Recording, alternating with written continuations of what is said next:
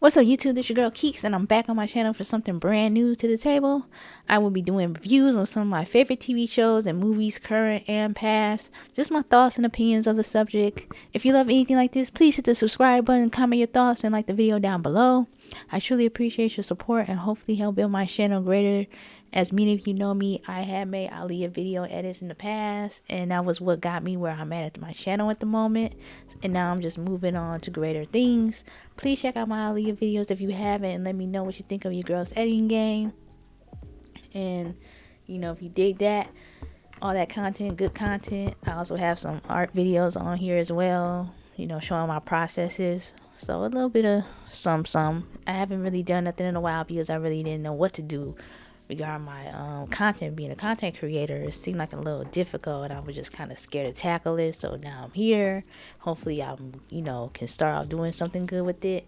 And I am going to talk about movies and TV shows and also certain topics that I just want to get off my chest and give my opinion about that I really never really expressed or had the opportunity to up until now. So yeah, I do plan on touching on subjects that I feel that's worth me evaluating with my opinions and thoughts. Speaking of Aaliyah, I came across something that was very interesting, and I would honestly say I love hearing stories about this girl. She was amazing woman. She was down to earth. She was just your homegirl that she just loved to kick it with. And the more stories I hear, the more I laugh, because I'm like, I really would not expect this from her. Like, it's Aaliyah. She's sweet. She's beautiful. She's content. Like, certain things I just did not see her actually doing. But just to get confirmation from two accounts, it kind of just makes me laugh. Like, oh, snaps. And I'm going to touch on that a little bit. So, basically what I'm talking about is one of the Roc-a-Fella members. His name is Kyambo, aka Hip Hop, is what he go by. Joshua. Kyambo Hip Hop Joshua. He is apparently the brother of Kareem Biggs Burke, who is one out of the 3 CEO co-founders of Rocafella Records with damondash and Jay-Z. So you really didn't hear much about him because he was like really in the background. He was the silent partner. That's what they used to call him, the silent partner. You had Jay-Z, who was the artist. You had damondash, who was the asshole. And sorry, bro. And there's Biggs as a silent partner. So these dudes made a whole legacy, all right, with Rocafella in the mid 1990s all the way up to the 2000s. They were popping. So Kyambo, he was an A&R for Rocafella. So he was the dude that shows what beats the artists should do. He did some hooks for Jay-Z. I didn't know that. This dude was off the chain. Like, I would definitely recommend you guys to check out his podcast. He did with someone, a group of DJs. Well, that was their podcast, but they had invited him as a special guest. He talked about his days in Rocafella, what he all did, what kind of songs he was a part of, and all that type of stuff. This dude was really off the chain.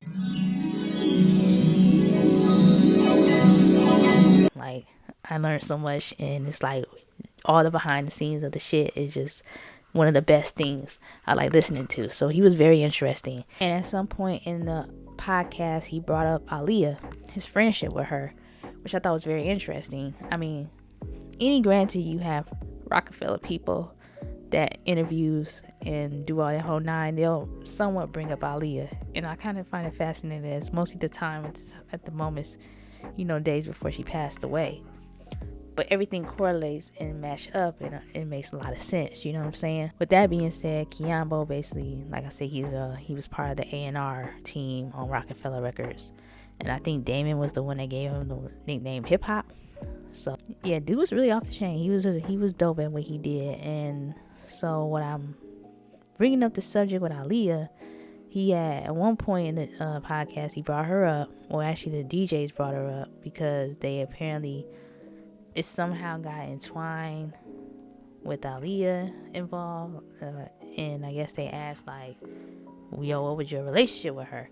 And so Kyambo talked about how Aaliyah boosted his confidence when they were all down there in Miami. At the time, he was doing A&R for Rocafella Roc-a-Fella artists Beanie Siegel and Memphis Bleak, who was supposed to be doing a joint album originally, but because they couldn't really decide on a beat on certain songs, they was like, forget it, and they started just doing their own separate thing. And I guess David and his brother was letting him get the heat, like, bro, what are you doing? Like, this shit ain't productive and everything like that. But he said Aaliyah boosted his confidence and told him that, you know, everything's gonna be alright.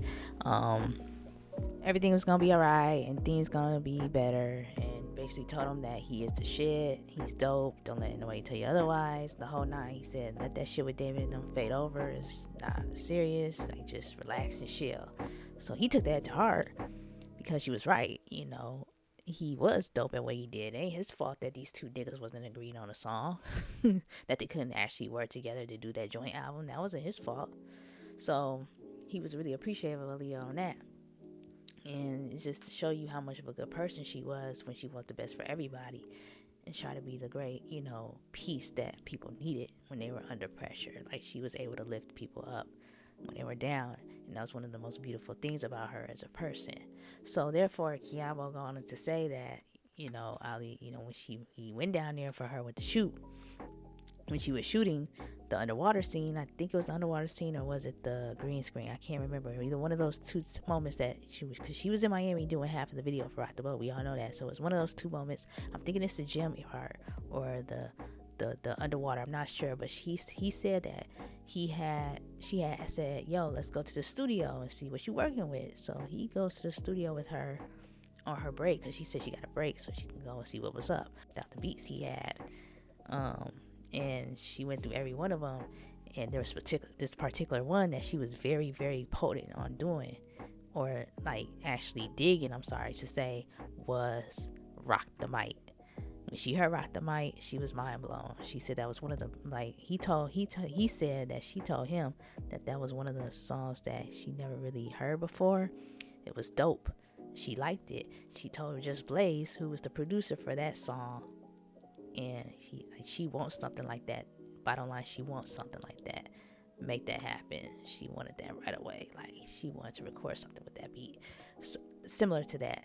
So I guess Kyambo made the whole situation happen. It was like, yo, Blaze, Aaliyah want this beat to be just like this Rock the Mic one. What you can do, let me see what you can do for that. And he hooked her up. And so this is the crazy part. So Aaliyah was like, all right, so this is what I'm gonna do. I'm gonna go down and shoot. I'm gonna come back. I'm gonna record this song, and we gonna get high. That's exactly what she told this man. That shit was funny as hell. Check this out. She heard the records, and she heard Rock the Mic and was bugging. She was like, wow, I never heard no song like this before. Could you get me a beat like this? Could you do, you know? Mm-hmm. So Just did her beat like that. And she was like, I'm recording that when I come back. Mm. And cause she used to like we used to smoke, so she would like hide. She'd hide behind me and smoke with some ill weed. And she was like, please give me some of that. Like, please give me some of this weed, da da da. And she was like, I'm coming back. When I come back, I'm gonna do that song, and you know, we gonna get high. I'm just tripping and bugging out because I wanted to, you know, people were saying that she was going to be on the Rock the Mic remix. No, the hell she was not, okay? What would she need to be on a remix for? She's a singer. They're rappers, okay? But it was dope to know that the beat that justblaze was working on for her sounded like the Rock the Mic song. That beat is tight as hell, okay? If y'all don't know if y'all ain't listened to Rock the Mic before, y'all, that's a banger, okay? That was a club banger, a hit banger. That was some fly ass shit in the early 2000s. If you, like, every time I hear that song, it screams 2000s. You know what I'm saying?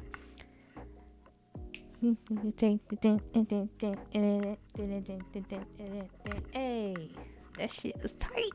That shit was tight.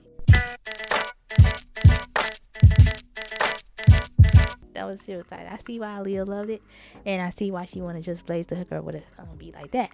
So you can imagine what that beat would sound like. Like what would it have been, and how Aaliyah would have tackled a Just Blaze beat. Like, I always wondered how would she tackle a beat like his, because that nigga was fly. He made some dope beats, in my opinion. He's one of my top 5 favorite producers. You know, outside Kanye, Pharrell, Timbaland, and Dre, I find Just Blaze definitely a top 5 of mine. I love all his work. The nigga's a genius. He done with the beats. So I thought that was very, very interesting that she would want a beat just like that. So now we know in hindsight what that would have been like, because Just Blaze said he had the beat a long time ago, but then he ended up losing it. How the fuck you lose something like that, my man? How? My thing is, if you lost it, fine, but make a new one. Okay, let us know how that shit really would have sound like, or what, you know, what close to it, how it would sound like. You know what I'm saying? Like, let's see it now. Let's hear it now. I wish he would do something like that. I should hit his goofy ass up on Twitter and ask him if he could. That'd be dope. But you know, between him and Diddy, they on my shit list, because Diddy lost a song that he did with her in Trinidad, and fucking Just Blaze lost the beat that he had made for her that was similar to Rock the Mic, apparently. I'm like, man. But I really would have loved seeing Aaliyah tackle a Just Blaze beat. I think she would fucking destroy people with that shit, okay? I really think so. Because the More Than a Woman remix was going to have Freeway and Beanie Siegel part of it. Those are 2 Roc-a-Fella artists, and apparently Dane was supposed to set that shit up when she got back from shooting the video. But because apparently from Just Blaze and Freeway's account, they were waiting for her at the studio. They were waiting for her to come back from Rock the Boat so they can record that song. But now I'm thinking, like, was it a More Than a Woman remix, or was it an original song? Because if Just Blaze was doing a beat that was sounding like just like Rock the Mic, how would she record More Than a Woman again? You know what I'm saying? Like, unless they had a plan to have a More Than a Woman remix on top of a new original song that nobody ever heard of. Because from what I can tell, one of those songs, whatever she was doing, was supposed to be released later that year, because the State Property album didn't come out until late 2001, if I remember. The actual State Property soundtrack, she was supposed to have songs on there. That was what she was trying to contribute, and that's why she was coming back to Miami to, you know, do that song. Because I remember she was on Angie Martinez's show a few weeks before she went to film Rock the Boat. She told Angie that she was going, you know, she was going to actually do a song with Rocafella artists Beanie Siegel and Freeway. Like, this was no joke. This was actually confirmed by her and so many other people. And now Kyambo, he's saying it. So this was a fact going to be a thing. And this is why I always say we got robbed. That shit would have been dope as fuck. Aaliyah having Freeway and Beanie, come the hell on. The girl was finna take over the 2000s, okay? Nobody can convince me otherwise. That shit would have slapped. Man, dude, we were robbed. Anyways, back on topic. So, you know, this was an actual thing that was taking place. Aaliyah had planned all this, and she told Angie, like, you know, we plan on actually dropping it before the end of the year, hopefully, you know what I'm saying? So it was really cool to hear that she was going to record a song for the State Property album. You know what I'm saying? Because it makes sense, because she was part of Rocafella. She wasn't on a label, but she was dating the CEO, one of the CEOs. So why not have a record with, you know, part of the crew? You know what I'm saying? Something interesting, I tell you this much. Man, I wish we got that beat. I want to know what that beat sound like. Somebody hit Just Blaze up and tell them to make that shit again. Let's just see let us hear what it would have sound like. We already know that it sounded like Rock the Mic a bit. It was something similar, so let's hear it, nigga. Okay, get that beat board out, whatever you got, and make that shit, okay? Or at least make it close to it if you don't remember the exact thing, how it went. Do something similar to make it, you know, make it seem like what we were actually expecting, you know what I'm saying?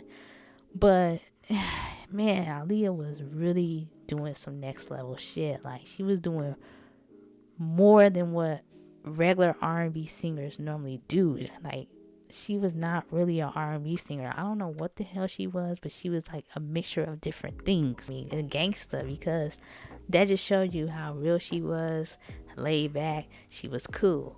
And I like that she told dude, like, yo, you know, you have nothing to worry about. Let that shit go. You dope as hell as it is. You don't need to worry about what Dame and them talking about and everything like that. She just made you feel comfortable and made you like have no fucking worries. She was the real Hakuna Matata, it seemed like. And that's why everybody loved her, because she was so chill and cool and down to earth and positive. So I just, shout out to Aaliyah. She was really a dope individual, and the more stories I hear, the more I love her, because you don't really get them type of stories, and you don't find many people like her, you know what I'm saying, in this industry who was just like that, cool individual. So major shout out to Aaliyah. I love hearing stories about my girl all the time, and I'm always going to continue to rep her legacy respectfully. And now I'm gonna be able to smoke one for her, because I know she like to get blazed. So I'm definitely gonna start back smoking on every anniversary of hers. So I'm really, yeah, that's interesting. It's very, very interesting. Anyways, I just want to put that out there to let y'all know how dope that Rock the Mic, similarity beat would have been like had Aaliyah been here and actually recorded that shit. Like, I'm just really wondering how that shit would have sounded like. I really do. And it's a shame that we'll never get to hear it. Now, I said unless Just Blaze decide to just remake it someday, like, he just needs to put in the work and remake that shit and tell us how it would have sounded like. At least let us know. Okay, we may not get the Aaliyah voice for it, but damn, I would like to know what it sounded like.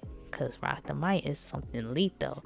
And for Aaliyah to love it and want something similar, she told that nigga, I want something just like that. I just imagine how that's tight that shit would have sound. Oh, it's crazy, man. Crazy. We were robbed. I'm sorry. We were robbed. Rest in peace to Aaliyah. And I wonder if Static Major would have, because Kyambo, and I think about it, like, I'm going to say the ending here. I know Kyambo said that he knew Static Major. He managed Static. So I'm pretty sure whatever song Aaliyah was going to record under that inspired Rock the Mic beat, I'm sure he would have wrote R.I.P. to Static Major, R.I.P. to Aaliyah. We got y'all backs always. We're going to always keep it real with your legacy and keep it 100. We're going to keep it moving. We're going to keep it strong, and let you know that your light will never dim. You made a huge impact on this industry, and we're going to continue to rep you to the day we go. With that being said, everybody, thanks for tuning in on my very first episode. I promise you this is not the last. This is going to get better. This is my very first one, so bear with me if I wasn't that coherent or whatever the case may be. I'm not perfect. I'm still learning this stuff. So please stay tuned for the next episode. Again, like, subscribe, and comment your thoughts. Let me know what you think about Kyambo and his story about Aaliyah. Do you agree with him? What do you think about what the Rock the Mic inspiration beat would have sound like? Do you feel like that shit would have been popping for her? Like, do you feel that was her type of vibe? I want to know y'all thoughts and opinions about the matter, and how y'all feel about her smoking weed. That shit is funny as fuck to me, and it's still gonna be, I'm gonna still laugh at that shit. Anyways, I'm tuning out. Y'all stay safe, stay blessed, stay healthy, and always positive vibes. Much love. Peace.